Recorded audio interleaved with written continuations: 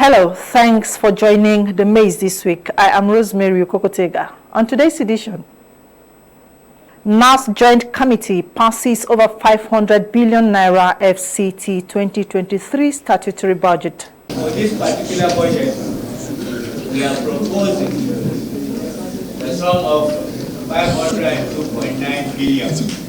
Reps pass for second reading bill proposing compulsory 5-year practicing time for doctors before obtaining professional license. I rise to move the motion on a bill for an act to amend the Medical and Dental Practitioners Act. For details of this and even more, stay tuned to ASO Television on DSTV channel 392, Star Times TV channel 127, on Free TV channel 507, and the UHF band. We are on channel 38.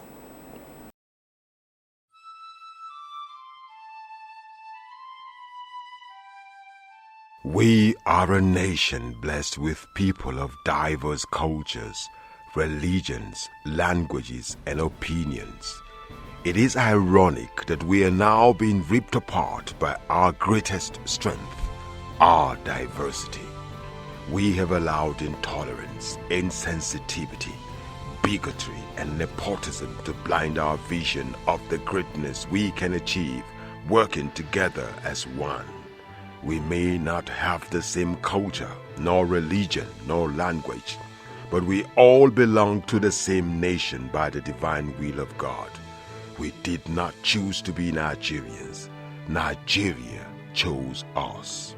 This nation is our divine heritage, and if we open our eyes, we would realize that what divides us pales in comparison to what unites us. And by the comparison and conciliation of our differences, we will grow until our differences disappear. Our unity cannot be wielded by mere declarations, nor do we get unity by ignoring the questions that beg for answers. We must celebrate our diversity and debate our differences without fracturing our unity. Our strength is not in our numbers, but in our unity, because even the weak become strong when united. Nigeria unite. This message is brought to you by Abuja Broadcasting Corporation, owners and operators of ASO Radio 93.5 FM Abuja, ASO Television DSTV Channel 392, Star Times Terrestrial Channel 127, Free TV Channel 507, People's TV Channel 285, and UHF Channel 38. You're watching The Maze on ASO Television. We go ahead. It is another legislative year and the Parliament is already becoming very busy with usual activities. One critical of this is the consideration of budget proposals of ministries, agencies and departments, MDAs of the federal government. The Federal Capital Territory Administration, FCTA, has taken the lead in this yearly task as the Minister Malam Muhammad Musa Bello, accompanied by some other officials, appeared before the joint sitting of the Senate and House of Representatives for the presentation and passage of the administration's statutory budget of 502 billion naira. After his reception by the Chairman, Senate Committee on FCT, Senator Smart Adeyemi, the FCT Minister Malam Muhammad Musa Bello proceeded with the presentation, starting with performance of 2022 statutory budget. The Minister on the mic. I want to just quickly update you on the performance of the 2022 statutory budget. You recall that you graciously appropriated for us sum of 607.9 billion, made up of 76.5 billion for personnel costs, 127.6 billion for overhead costs, and the chunk of it of 404 billion for capital. This is highlighted in paragraph 4 of my presentation. This is the budget that we have been able to operate to date. On the revenue side, during the period under review, as you can see on table 1, in page 2, we have been able to achieve 293 billion against the target. But note also that, of course, it allowed us to continue operating the budget up to June. This is what we have achieved. The bulk of this particular budget has to do with the last item, which is the scoop funding of 150 billion, which, due to exigencies of the procedures, it is being rolled over the 2023 budget. In paragraph 5, we try to show you the expenditure to date, also highlighted in table number 2 of page 3. Basically, during the period under review, we earned 233 billion and we expended 200 billion. And we are in the process, of course, of expenditure as we try to meet up with the budget performance. So in a nutshell, this is the situation the way it is in 2022. And as an appendix to the report I gave you, we have this document, which is the appropriation performance. It's a 13-page document we attached to you. That will give you the performance of each budget item. And I do hope that in the interactive meeting with all the relevant agencies, you will have time to look at all the budget items and how the monies have been spent. Time for the main deal of the day, the 2023 statutory budget of the FCTA. Again, we have the minister giving a breakdown of the figure. Time permission, I would like to go to paragraph number 7, which provides the framework for the 2023 budget. And for this particular budget, we are proposing the sum of 502.9 billion made up of distributable and non-distributable revenue.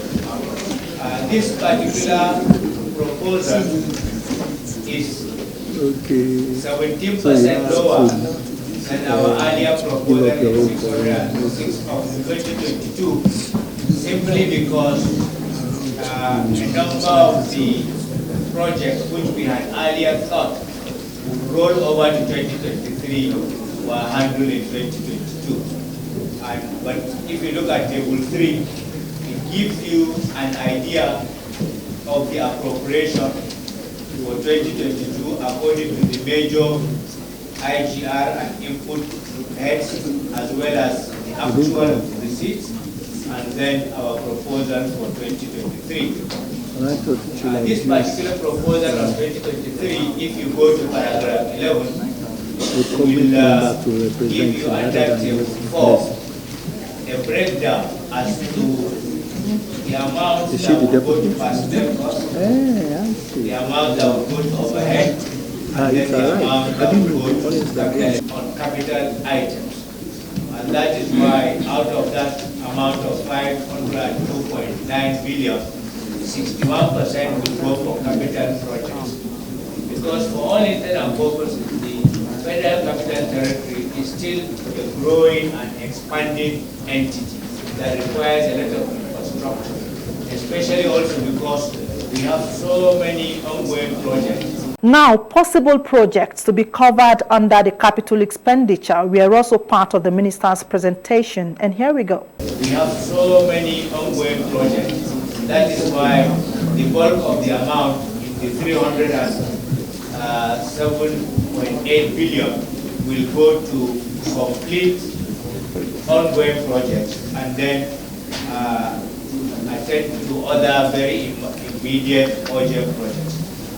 So if you look at paragraph 14 and all the other paragraphs after 14, we try to summarize and give you an idea of the areas where we intend to spend the money, as indicated in Roman figure 1 under paragraph 14, as well as Roman figure 2. These sums especially will be concentrated in the Federal Capital Development Authority at 156.1 billion, as well as Satellite Town Development Department at 67.9 billion. Other SDS, that's secretariats, departments and agencies will take the balance of 83.8 billion. If you look at paragraph 15, distinguished chairman and very distinguished members and honorable members, you will find a number of Roman figures starting from 1, 2, 3, and trying to indicate areas where we want to concentrate our activity, all having to do with completion of critical road infrastructure projects, as well as bridges. And then under paragraph 16 has to do with what we want to do with completion of the relevant transportation sector projects. Under the education sector, we have tried to give you breakdowns of how we intend to spend the money. Under the health sector, that is in paragraph 18 on page 7. And then under the environmental sector, as the city continues to grow, you will see the provisions that we are proposing. Under the water sector, you will see also the proposals that we intend to spend with respect to the expansion of the Greater Abuja Water Project. These are all highlighted under paragraph 20 with Roman figures 1, 2, 3, and then on page 9. Under the agricultural sector, we intend to spend 8.2 billion with the justification indicated. And then under the Social Development Secretariat, we intend to spend 6.8 billion. Under the Legal Secretariat, we intend to spend 2.8 billion, while with the Abuja Geographical Information System, in paragraph 24, we intend to spend 2 billion. On page 10, under paragraph 25, we intend to spend the amount indicated at 5.4 billion for the Social Development Secretariat. Basically, this particular budget is meant to complement the federal budget, as well as also to harness the resources that we generate as IGR, including what we get from the federation account, to be able to achieve physical development as well as social development. So these are some of the things we are doing. The minister gave the committee the clearance to engage with all revenue-generating agencies of the FCTA, affirming the budget preparation was done within the context of the Medium-Term Expenditure Framework (MTEF), the Medium-Term Development Plan (MTDP) of the federal government and international public sector accounting standards. Malam Bello further sought for strengthening of legislations on property tax in the FCT to provide a clear-cut demarcation between the functions of FCTA and the area councils. I want to reassure the Chairman House Committee on FCT that by the grace of God, the relevant teams will continue to sustain the effort they have made to ensure that there were no flooding in 2022.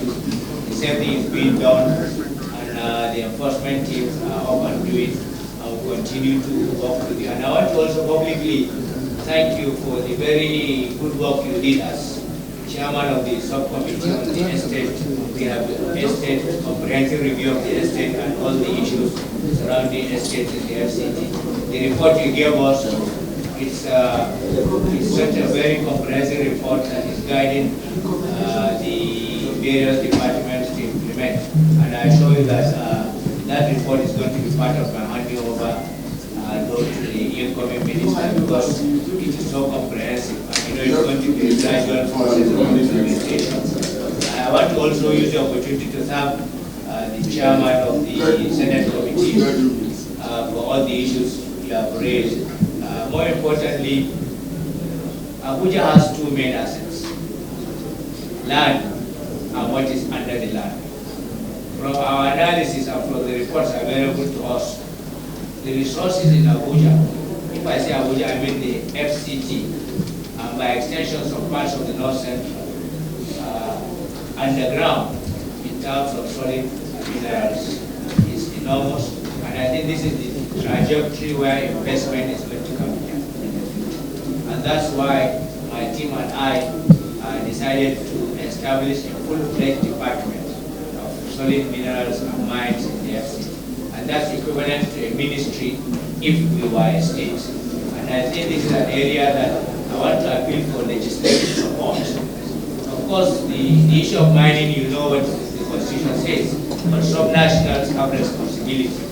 We want you to continue to guide us and guide the administration towards the proper regulation so that at least whatever is done will be done in such a way that the environment is protected, the communities are also respected, and that above all, there will be investment that is going to be beneficial for everyone.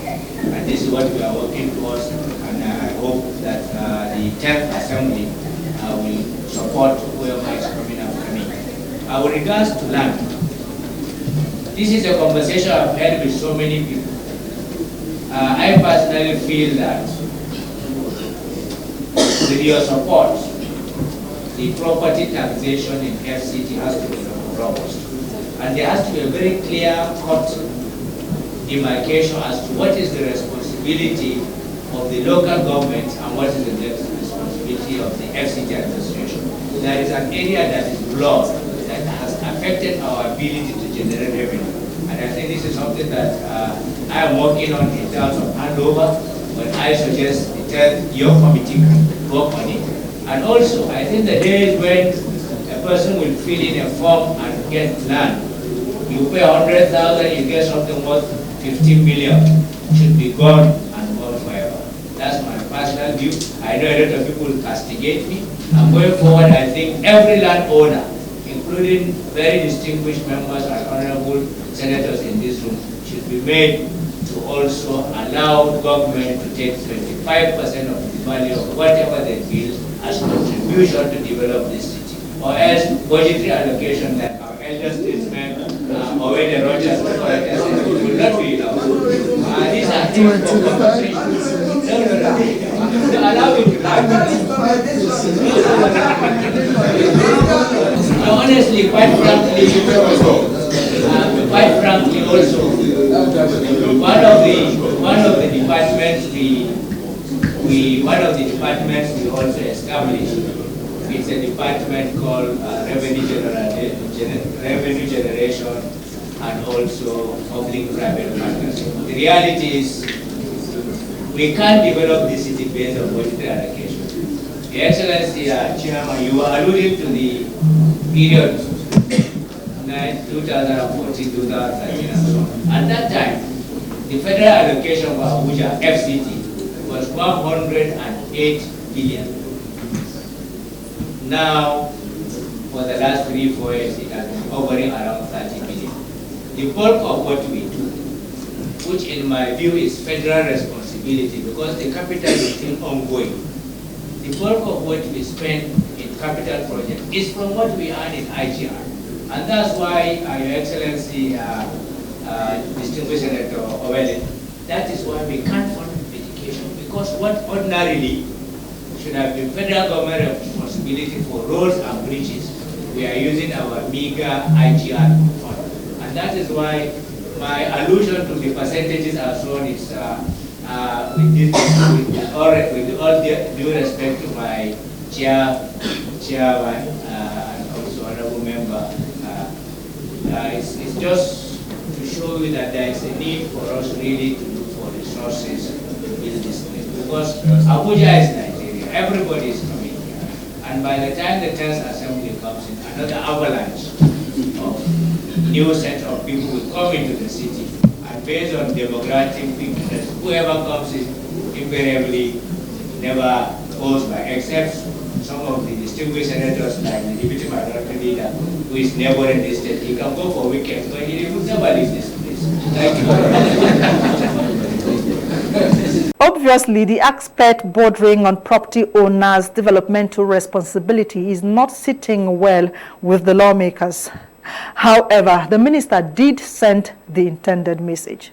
The minister ended his presentation with appreciation of the committee with a glance into the nearest future. I want to use this opportunity to thank members of the two committees for the tutelage I got under you during the last 7.5 years of my tenure as Minister of the FCT. Anything I did in the FCT would not have been possible without your individual and collective support.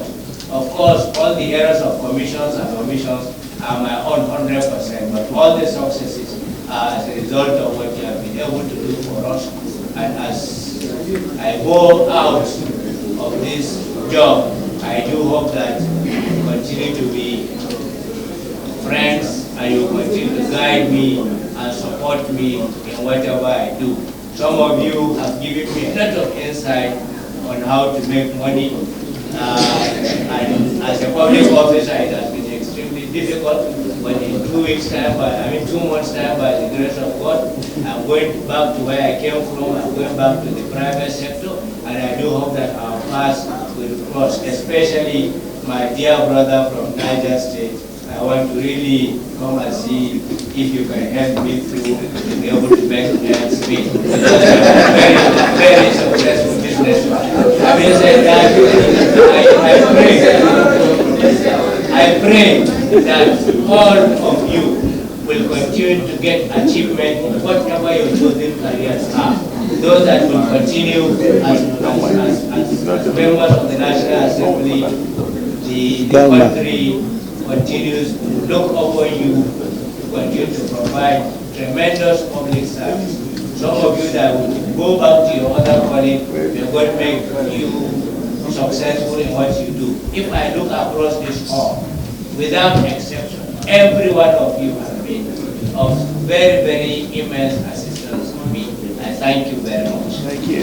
In a like manner, the chairman of the Senate Committee on FCT, Senator Smart, showered encomium on the minister and his team for diligent duties to nation. For me, I'm convinced that you're a God-fearing man, you have been honest, and I'm aware of many times you told even your establishment allowance. That's to the extent of your transparency. If all other ministers have your mind, Nigeria would have been far better than it is. I am personally proud of the commitment you work, and I say this without any fear, but the body is respect how you interpret it. I speak my mind, for I know you are honest and you are committed to work. On this note, let me commend other lieutenants, your chief of staff, especially to your permanent secretary, who at night, late night, you will be chasing us about 11 o'clock, late midnight. On many occasions I told him, I said, don't risk your life at midnight. Anybody commend the director of lands, my brother in the villages. All of you have done well. If our paths will meet again, I'll be glad that we'll meet again. Once again, Part of the minister's entourage were the Minister of State for FCT, Dr. Ramatu Tijani Aliyu, the Permanent Secretary, Mr. Olushade Adeshola, Directors of Mandate Secretariats, and other principal staff. Still from the Red Chamber within the same period, the Minority Leader, Senator Philip Aduda, went round the 6 area councils of the FCT for an on-the-spot assessment of the construction work of some of his constituency projects. Our correspondent, Topsy Gimba, who was part of the media team on the tour, reports some of the projects to include construction of roads, schools, functional hospitals, and the provision of solar energy.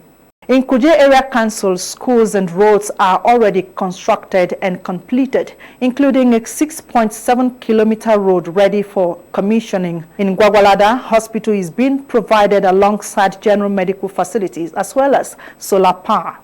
Residents of all involved communities were in appreciative mood. Empowerment programs for men and women and youths. We are sincerely happy for him, for all he has done. All the roads, Kuchako Road, so many of them, too numerous to count. Today, he's coming to commission this Lanto Road. It had been a burden. Even when it was going under construction, they never believed that this project would be completed. But today, you have made us proud once again by commissioning this important road. This road has over 25 churches in it. It has over 25 mosques on it. And it has the Christian cemetery, the Muslim cemetery. So it's one important road for the good people of Kuje Area Council. We say thank you, project. So many projects. The road is very, very bad. Especially the people who do them before, they don't do them at all. But this one we do now is okay.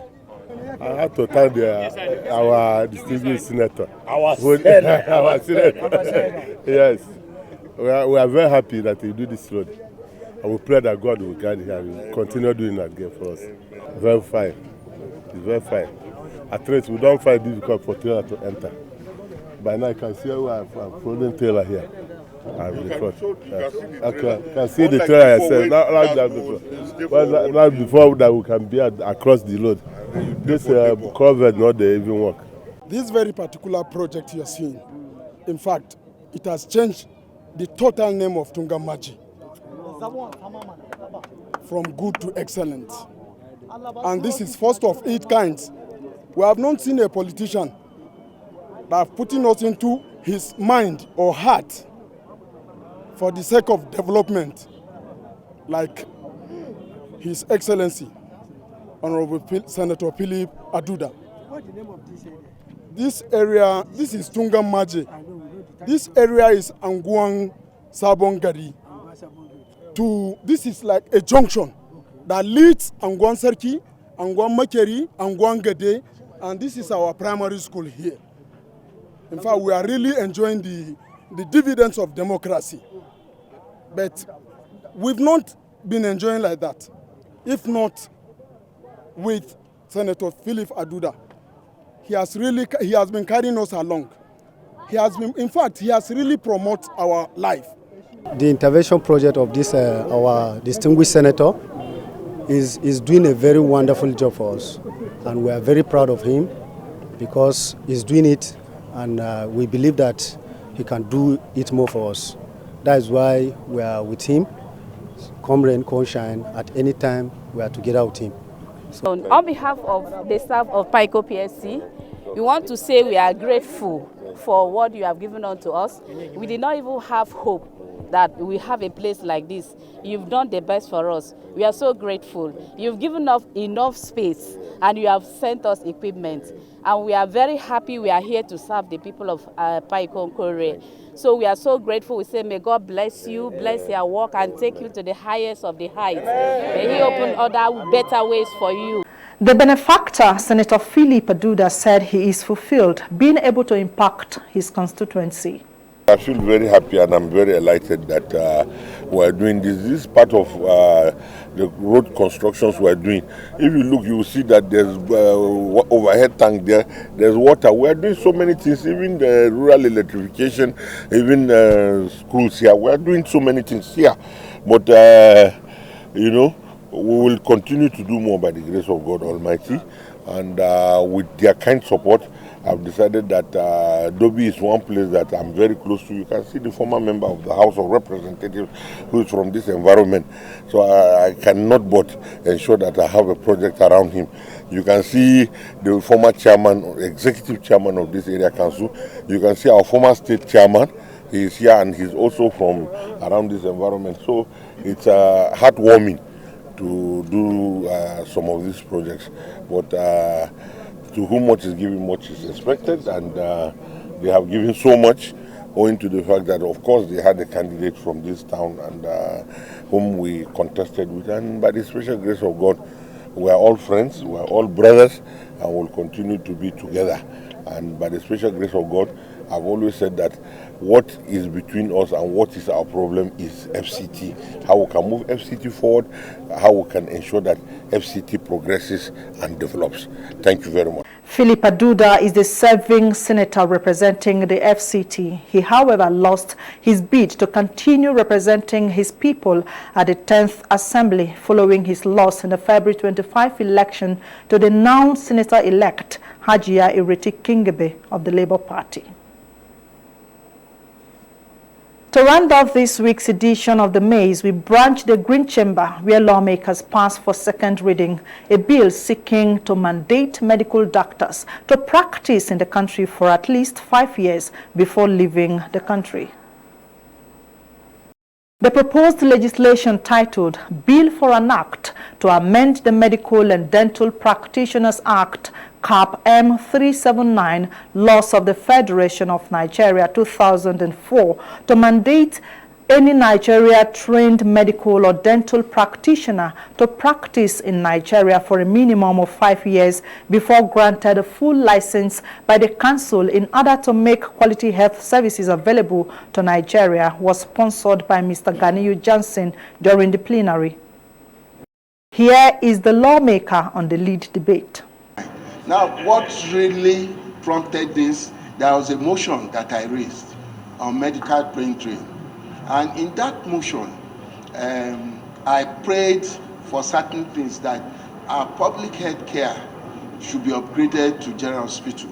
Our general hospital should be upgraded to specialist hospital and research centers. Also, I prayed in that motion that welfare packages of our medical practitioners should be improved on through financial institutions and private sector and government. They should collaborate with government. I waited for a while. Nothing happened. It was the reverse. I noticed that there is heavy decline on medical brain drain. From 24,000 to now, as I speak, we have less than 10,000 doctors in Nigeria. So that is alarming. So I now thought to myself that, okay, let us look at our laws, what is happening.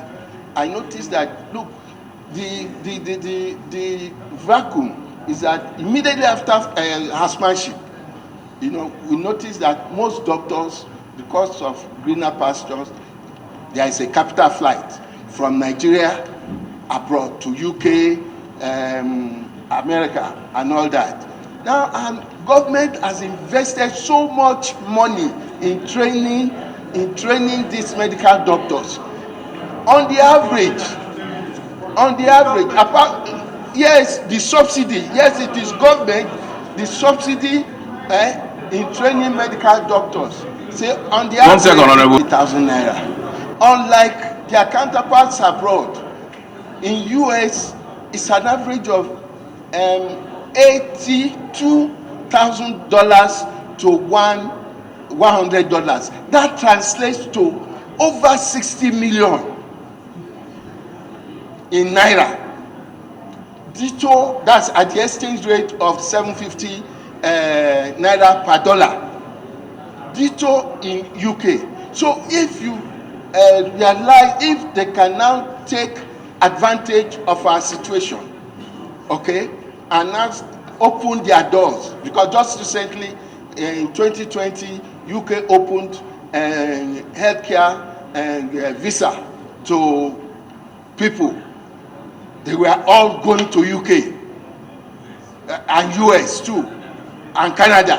So what should we do? Should we fold our arms? So now I now said, okay, maybe to give back to the society, that is to our people, after training you. Yes, we are not saying you cannot go abroad to make your money, but if government has subsidized your tuition, okay, I mean to the tune of 40 to 150,000, the least we can get from you is that after your housemanship, before you are given full license, before you are given full license, yes, before you are given full license, at least you can give back to the society within a period of 5 years. So after 5 years, you are free to go. At least you've given back to the society.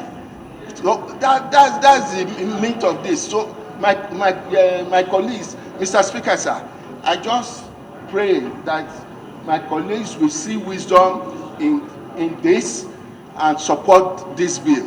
Thank you. The piece of legislation ignited an interesting debating session at the plenary, with a good number of lawmakers speaking in favor and a few others against amid amendments. I have an eyes of seeing bills that will not move on well. Mr. Speaker, you're a lawyer, a constitutional lawyer. What this bill is asking is offensive to rights, occupational rights, and all whatnot. Let me take it again. The bill is asking that any Nigerian trained medical doctor must mandatorily train 5 years before he can be given license. After qualification, after license, you must work here 5 years compulsorily. That's not obtainable in any clime. Mr. Speaker, thanks to President Babangida, who then, before then, when you qualify as a lawyer, you do a tutelage, not even mandatorily. You do a tutelage in any chambers of your choice before you can start your own chambers. That law was seen as oppressive, retrogressive, anti-human rights, and it was abolished. That the day you leave law school, you can start your chambers. Now, this bill is saying, very beautiful bill, he's trying to make sure we don't have brain flight and all waters and so on. Except you are giving them free scholarship to train. A parent may train the child in a medical school for 4 years, he qualifies. After 7 years, graduates, licensed to practice a medical doctor. Now the state wants to conscript that person to work for 5 years in Nigeria. For who? You didn't give them scholarship. You didn't provide for them. It is anti-right. That's what this bill is asking for. Why won't I oppose it? I have somebody now who is in medical school. So if you pass it when the government didn't contribute a couple, then they'll come and do forced labor for 5 years. Haba, it shouldn't go. It shouldn't be. So how can you pass? I'm sure I want to draw attention to it. So if you see the purport of it, it's slavery. In a modern time, slavery. This is occupational slavery. How can the parliament allow occupational slavery to be? Once you pass it, it becomes a law, but it's a bad law. So I'm trying to say it should be optional. If you now want medical doctors to stay, you can say, upon graduation, any medical doctor who wants to work in Nigeria will earn 1 million naira a month. You know what they will run? They will all stay. But when you don't have good pay for them, most of them, they will migrate to where they will. If I take a bank loan to train my daughter or my son to medical school, upon graduation licensing, you say you should come and stay here and receive 1,500 whatever a year. Okay. It's not possible. You made your point. Honorable colleagues, please, let us start on this bill and rework it and come back. The way it is, it's not proper. Mover of the motion, the bill has said, the sponsor of the bill, it's really, it pains us a lot to see that our skilled manpower, the way in which they are moving out of the shores of this country, it is something that we must stand up to address. And by bringing this bill, if it is adopted and passed by this House and concurred by the Senate and assented to by the President, is going to help this country in retaining the required and needed skills we need in improving our healthcare system in this country. Mr. Speaker, like he said, medical training abroad is very expensive, but here in Nigeria, the government is investing so much money and at a subsidized rate. So this bill is timely. I urge my colleagues to support this bill. In fact, at the public hearing level, I will make an input personally. If we like, we can make it a bit we can make it a bit flexible by putting an option.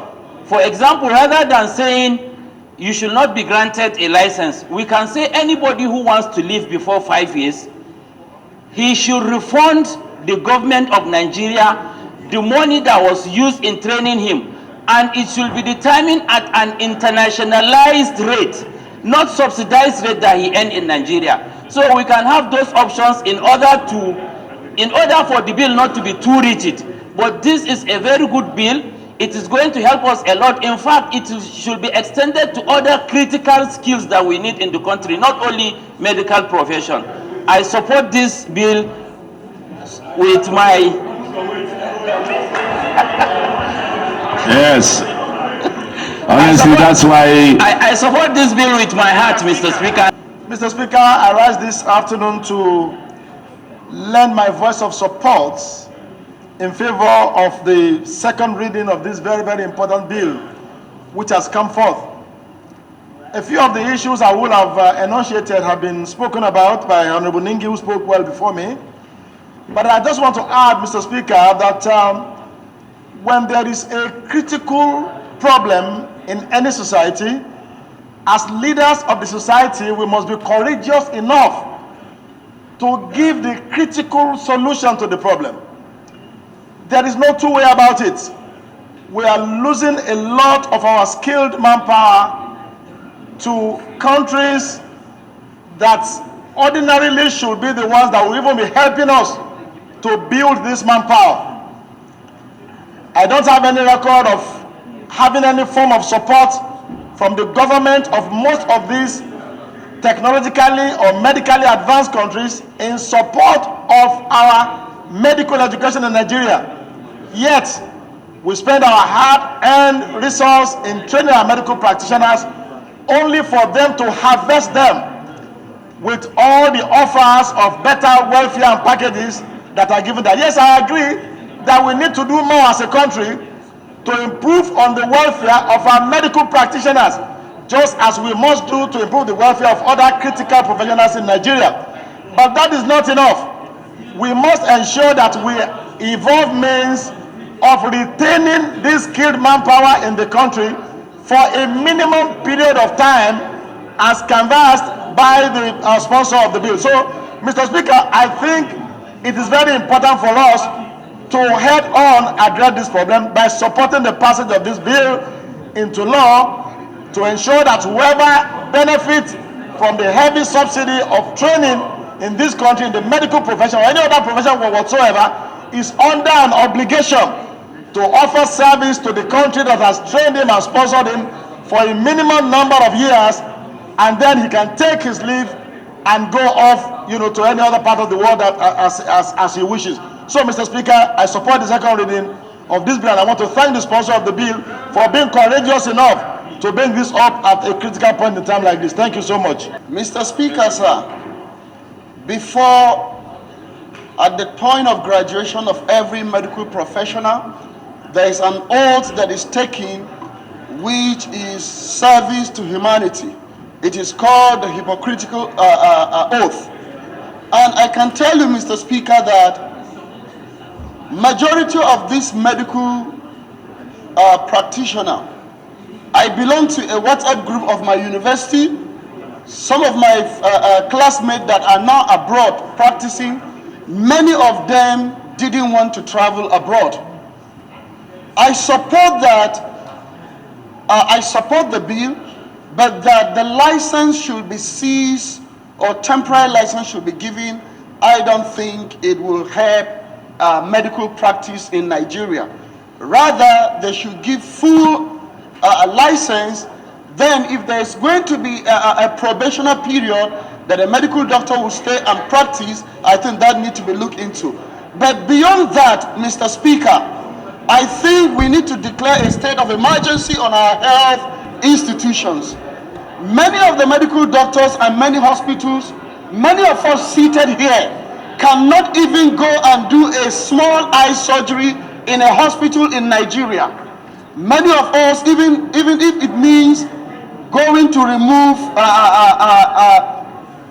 appendix, many decide to go abroad. So there is a need to really look at the health institution.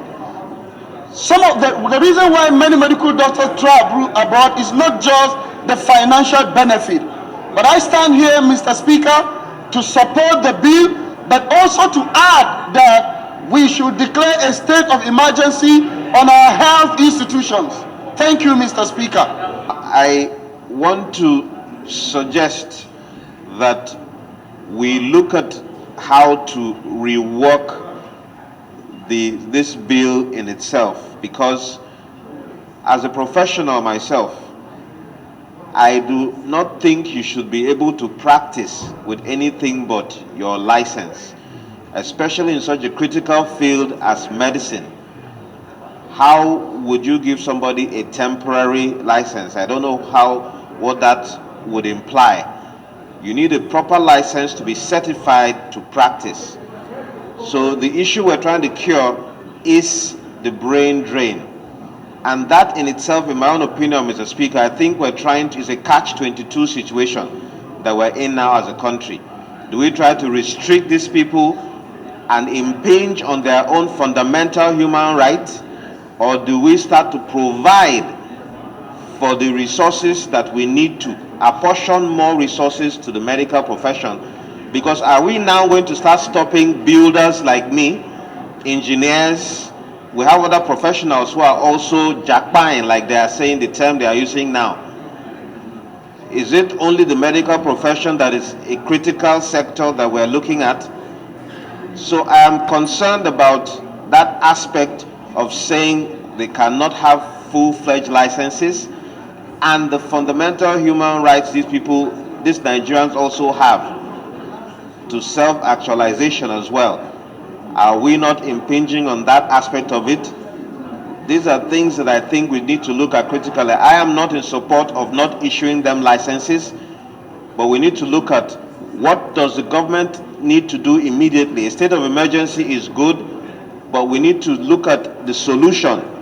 Sometimes we use a hammer to kill a fly in Nigeria because we don't want to address the fundamental issues. So that is my position, Mr. Speaker.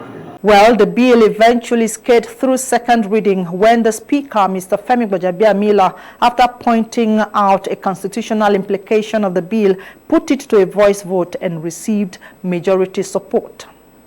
It actually allows you to deviate from fundamental human rights under certain conditions. If you have your constitution, go to 45(1). And one of those conditions is where it concerns public health. It's specifically written there, public health, 45(1).